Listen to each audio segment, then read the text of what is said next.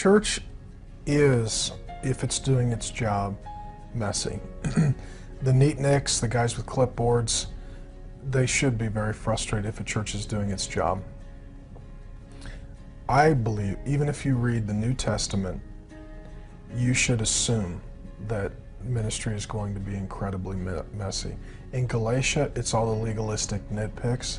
In Corinth, it's all that drunken, crazy, naked weirdos that are single and living in the city and out of control.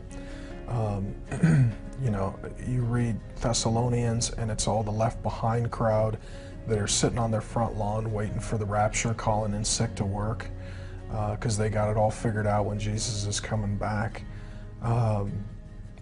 You read 1 John and it's everybody who thinks that you don't need to love your neighbor, repent of sin, or believe that Jesus came in the flesh to go to heaven. So it's just some theological, bizarre freak show. And as I read the New Testament, I see the church as messy. That doesn't excuse sin. It doesn't excuse incompetence.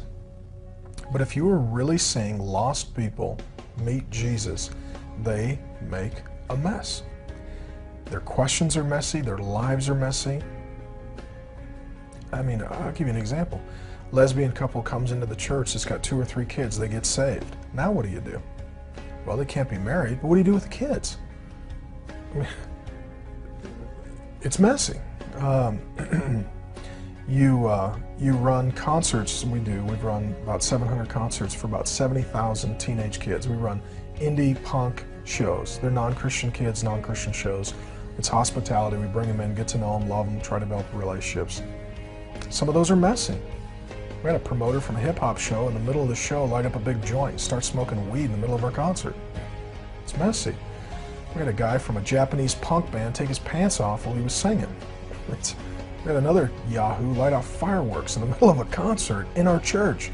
It's messy. I've had people climb on the stage while I'm preaching to fight me because they didn't like what I was saying. It's messy.